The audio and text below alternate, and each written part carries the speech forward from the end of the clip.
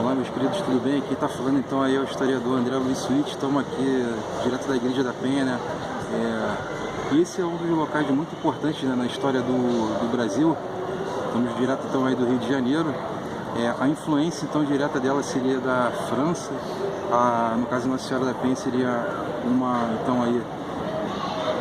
santa, né, da França, que quando teve então aí uma espécie de república francesa aqui na Baía de Guanabara, do outro lado, onde é o bairro da Ilha do Governador, eles então colocaram ali uma república, mas sendo que quando Portugal veio para cá e definiu então aí que seria que terras definitivamente portuguesas, junto com Mendes Sá e seu sobrinho Estácio de Sá, eles decretaram então a expulsão, né, dos franceses, e foi dissolvido, né, toda a república que existia, mas eles deixaram um grande legado, né, tanto na arquitetura da própria cidade do Rio de Janeiro. Você vê que muitos locais tem muitas coisas semelhantes, né, muitas ruas, a arquitetura é totalmente voltada aí para então a área francesa, né, a arquitetura francesa. Basicamente então, além desse período da formação do Brasil, a gente pode observar uma coisa muito importante no decorrer da história.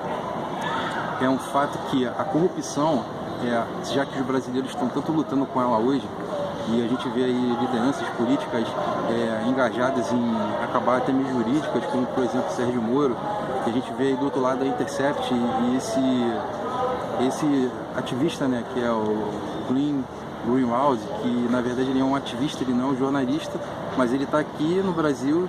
Ele inventou um jornal e está se autotitulando como que se fosse então aí um jornalista, sendo que ele é um ativista político.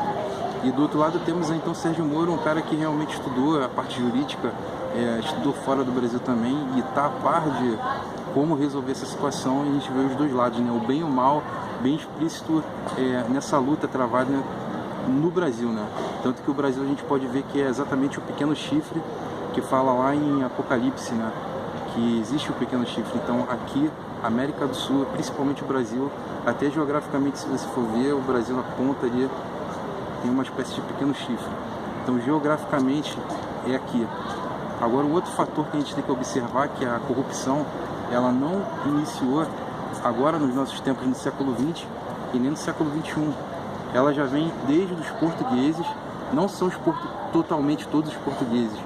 Existia uma classe do reino de Portugal que se corrompeu, e simplesmente essa parte do reino que se corrompeu, eles foram expulsos de Portugal porque a Inglaterra estava dominando a Europa, e simplesmente eles quiseram tomar então a Portugal.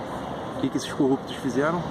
Como eles já tinham visto por aqui que existiam terras na América do Sul, e eles vieram para cá, colonizaram. O que herdou o brasileiro? Herdou simplesmente dessa parte corrupta de Portugal todo o meio de como se manter uma terra, de como se manter no poder. Porque até então os portugueses que vieram para cá, eles se tornavam senhores das terras. Estes senhores das terras, eles deixavam seus servos cuidar da terra. O que acontecia? Eles obtinham fazendas, os senhores portugueses. Quando eles tinham que se ausentar para Portugal, esses senhores da terra, que eram os nativos brasileiros, eles tinham o direito de morar naquela fazenda, ter um espaço para ele, não era dele, tinha um espaço de terra, e para ter seus escravos também junto com os escravos que seriam dos senhores, os portugueses corruptos. Um belo dia, eles vendo que já tinham extraído toda a riqueza do Brasil, eles decidiram então abandonar o Brasil e voltar para Portugal.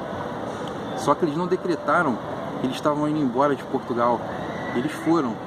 E essas famílias brasileiras que ficaram aqui tomando conta dessas terras que eram dos portugueses, simplesmente eles vendo que os portugueses não iam voltar mais, eles se usurparam dessas terras, se autodenominando donos, entre aspas, e aí começa a corrupção do povo brasileiro herdada por Portugal, e que se estende até os dias de hoje. Nós vamos ver a família Collor, Sarney, família Carneiro, todas essas famílias que são desde a época da colonização, e que você pode ver que até hoje eles estão no poder, porque antes o poder era centralizado em fazendas.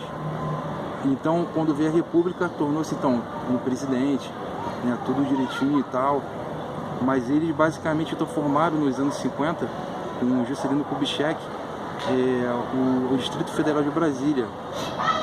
O Rio de Janeiro deixa de ser então a capital do Brasil e passa para Brasília, do qual Brasília então torna-se palco dessa corrupção ativa, né? Que no caso os portugueses deixaram de lado, mas que os brasileiros conseguiram manter, e que hoje, no caso, você vê muitas pessoas honestas lutando aí contra essa corrupção. E não só isso, não só obstante isso, nós podemos também observar a escravidão dos escravos negros, né, no caso, que o que é escravidão? O conceito que seria pessoas que são retiradas do seu convívio, da sua terra, eles são jogados para um outro país, para uma outra língua, tendo que basicamente que os negros, além de as pessoas pretas no caso, né, além de sofrerem todo esse agravo do homem branco, eles ainda tiveram que nascer de novo, porque de fato eles tiveram que aprender tudo de novo, né? E a escravidão também não termina ainda, passa também para os indígenas locais, né? Os indígenas locais que eram do norte do Brasil, os homens brancos pegam os portugueses e jogam eles para o sul, e os indígenas nativos que eram do sul do Brasil, os homens brancos vão lá e jogam para o norte do Brasil. Por quê? Para que eles percam a sua identidade e se tornem pessoas, no caso, submissas aos seus senhores, correto? E o que aconteceu? Essas pessoas que eram os indígenas, eles simplesmente não foram fortes o bastante para poder matar ou acabar com a raça do que os escravizaram. Qual foi a vingança então desses indígenas contra esses homens brancos? Observava-se que um dos hábitos do indígena era que eles tinham mania de fazer fogo, fumaças, e inalavam aquela fumaça para eles. E os europeus acharam isso incrível, os portugueses no caso, e decidiram então aí os indígenas se vingar do homem branco. Já que eles estão então dizimando os indígenas, nós vamos colocar um vício sobre os homens brancos, do qual se espalhará por todo mundo e eles vão morrer aos poucos, que foi o fumo. O tabaco, ele é americano. Por quê? Pelo hábito dos indígenas estarem aqui e passaram isso com o homem branco, se tornando uma praga. Tanto que você hoje vê que o tabaco, o fumo, ele é mundial. E você vê muita gente aí defendendo as drogas ou defendendo o fumo, achando que isso é legal. Não é. Isso foi uma espécie de maldição, né? Que os indígenas deixaram para o homem branco como castigo por terem dizimado todos os seus entes queridos, né, na colonização do Brasil. A história do Brasil é uma história sangrenta, é uma história de sangue, lágrimas e de pessoas que saíram das suas terras natais sem pedirem e sem quererem e virem para cá e construírem um Brasil para que hoje você esteja pisando sobre ele, mas que muitas das vezes a história ou pessoas pegam essas verdades e tentam ocultá-las. E você só vai ver basicamente isso em documentários, em livros de história, pelo menos do primeiro ao segundo grau. Isso é totalmente, ou atual ensino médio, isso é totalmente, no caso, deixado de lado. Os jovens ou as crianças, eles não têm essa dimensão. Mas esse método de ensino, ele está se encerrando. Não dá mais para continuar com esse tipo de ensino escondendo a realidade dos fatos. A verdade é que, querendo ou não, uma hora a verdade vem à tona.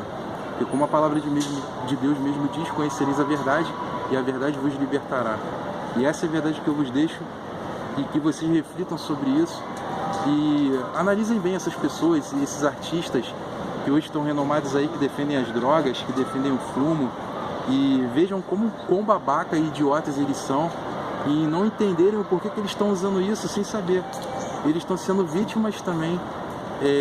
Não que o indígena ele tenha punição quanto a isso, não, foi o meio dele reverter a situação do mal que fizeram a eles.